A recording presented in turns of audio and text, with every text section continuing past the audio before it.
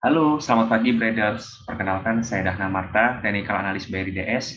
Pagi ini sebelum saya mengulas komentar ke update 17 Mei 2021, kami segenap insan BRI DS mengucapkan selamat Hari Raya Idul Fitri 1442 Hijriah, minal aizin wal faizin, mohon maaf lahir dan batin. Supplementary adalah sajian pagi menu trading dari BRI dan Reksa Sekuritas yang berisi rangkuman terupdate dari pergerakan indeks, currency, dan komoditi. Dapat pula update berita dan rekomendasi saham yang menarik secara teknikal yang dapat dijadikan referensi untuk mengambil keputusan dalam melakukan transaksi saham. Pagi ini saya akan mulai update supplementary dari Key Index Performance. IHSG dan LQ45 ini melemah pada Selasa 11 Mei kemarin. Hal ini akibat adanya profit taking para pelaku pasar menjelang libur Lebaran. Saham perbankan mover rata-rata melemah dan pergerakan saham-saham komoditas mendominasi pergerakan IHSG pada Selasa lalu dan cenderung menahan laju pelemahan IHSG. Investor asing tercatat net buy tipis dan hanya terfokus di saham BBCA dan Antam saja pada Selasa lalu. Sementara itu, bursa saham Amerika Serikat pada Jumat ini ditutup menguat setelah pelonggaran pedoman protokol kesehatan oleh Centers for Disease Control atau CDC yang menyatakan bahwa orang yang telah menerima vaksinasi secara penuh ini tidak lagi perlu memakai masker di luar ruangan dan dapat menghindari memakainya di dalam ruangan di sebagian besar tempat. Namun secara akumulasi dalam seminggu terakhir, pergerakan bursa Amerika Serikat ini cenderung negatif akibat kekhawatiran akan naiknya inflasi yang kembali terjadi pada bulan April lalu yang mencapai 4,2% secara year on year. Hal ini memicu kekhawatiran Bank Sentral akan bakal menarik kembali kebijakan moneter akomodatifnya. Selanjutnya, indeks EIDO ini menguat 1,49%, indeks VIX melemah cukup signifikan dan semakin menjauh dari level 20, sehingga hal ini menunjukkan kekhawatiran pelaku pasar cenderung mereda, dan indeks DXY masih dalam tren pelemahan. Hal ini berpotensi memberikan sentimen positif ke pergerakan mata uang dunia, termasuk rupiah. Bursa saham ASEAN dan regional mayoritas ditutup menguat pada akhir pekan lalu, merespon pergerakan bursa Amerika, namun jika diakumulasi seminggu terakhir, bursa ASEAN dan regional ini cenderung melemah. Hal ini akibat tingginya inflasi di US, yang berpotensi membuat Bank Sentral AS ini terpaksa mengurangi kebijakan moneter longgarnya. Meski petinggi The Fed dalam beberapa kesempatan sudah menyatakan akan menahan suku bunga AS tetap di level rendah hingga beberapa waktu ke depan, hal ini tetap memicu kekhawatiran akan terjadinya kenaikan suku bunga AS. Selain itu, pelaku pasar juga mencemaskan perkembangan kasus COVID-19 di sejumlah negara Asia. Bahkan di beberapa negara Asia Tenggara sekarang ini kembali menerapkan lockdown di beberapa negara Asia Tenggara ya, maupun pembatasan aktivitas di beberapa negara-negara. Selanjutnya update currency and bond yield. USD/IDR dalam tren pelemahan sejalan dengan tren pelemahan dolar. Selain itu, peningkatan cadangan devisa kita juga membuat rupiah kita cenderung lebih kuat daripada dolar. Selanjutnya, yield treasury kita menguat, sementara US 10 year ini melemah. Yield currency bergerak menguat sehingga dolar cenderung melemah terhadap 7 mata uang utama dunia, dan hal ini sejalan dengan pelemahan indeks dolar. Lalu update hard and soft commodity, komoditas metal pada Jumat kemarin ini mengalami penguatan di tengah pelemahan dolar dan pertumbuhan ekonomi. Namun secara mingguan ini komoditas metal seperti nikel, tin, copper, dan silver ini cenderung melemah akibat technical koreksi setelah menyentuh level tertingginya pada minggu lalu. Batu bara sempat menyentuh level tertinggi pada minggu kemarin dan menembus level psikologi $100 ya. Dan secara akumulasi seminggu, coal ditutup naik 2,96%. Sementara itu CPO naik hampir 4% dan oil, baik WTI dan Brent ini ditutup kompak naik seiring pemulihan ekonomi global. Lalu update dari tim equity riset kami, di sini ada Kino, rekomendasi sell, taking profit di 2100. Kino melaporkan penurunan laba bersih pada kuartal 1 2021 yang dikarenakan pertumbuhan negatif pada pendapatan dan adanya peningkatan beban bunga.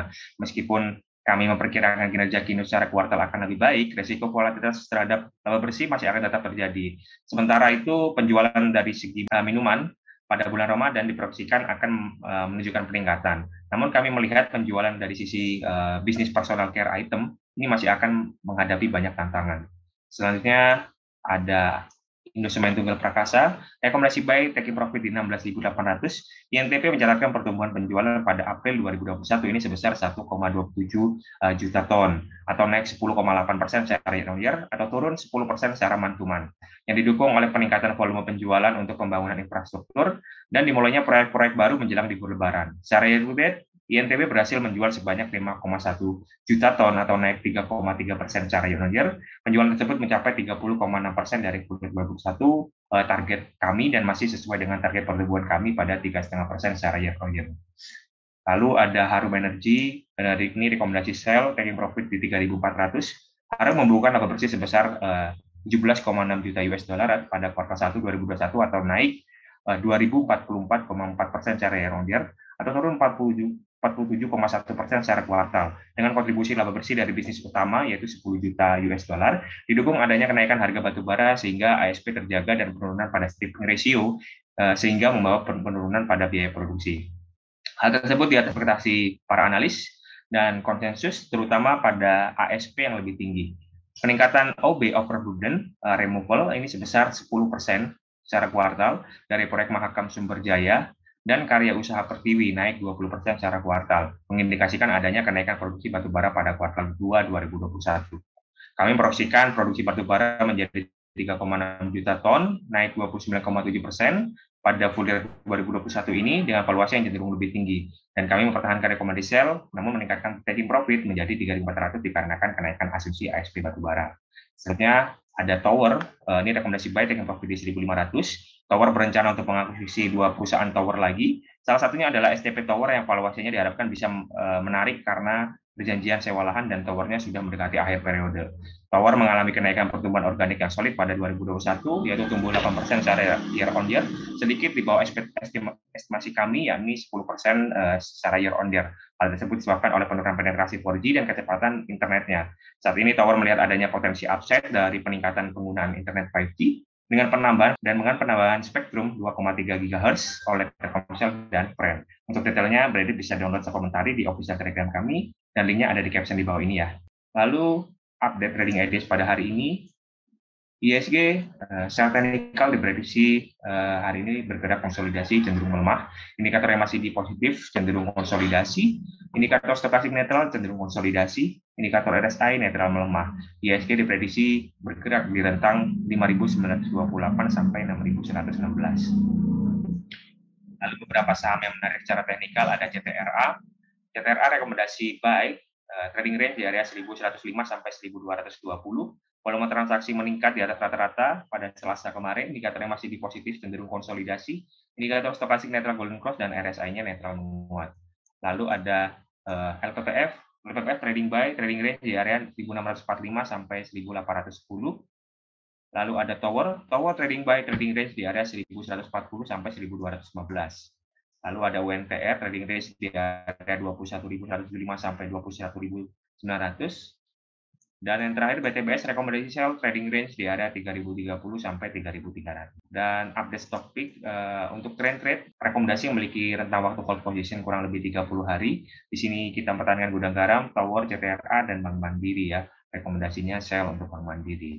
Lalu rekomendasi swing trade yang memiliki rentang waktu hold position 3 sampai 10 hari, jika ada terbitan itu berarti rekomendasi baru. Kita mempertahankan 3 saham, masih ada TINS, Waskita dan LSIP ya. Ketiganya rekomendasi buy. Dan yang terakhir, rekomendasi day trade, ada 15 saham. 8 saham diantaranya rekomendasi buy dan sisanya rekomendasi sell. Diantaranya ada CTRA, LPPF, Tower, Akra, hingga BTPS, Real, dan SMA. Demikian ulasan komentari pada pagi hari ini. Jangan lupa like, subscribe, dan komen ya, traders, agar informasi ini sampai ke seluruh investor pasar modal Indonesia. Terima kasih, dan happy trading, traders.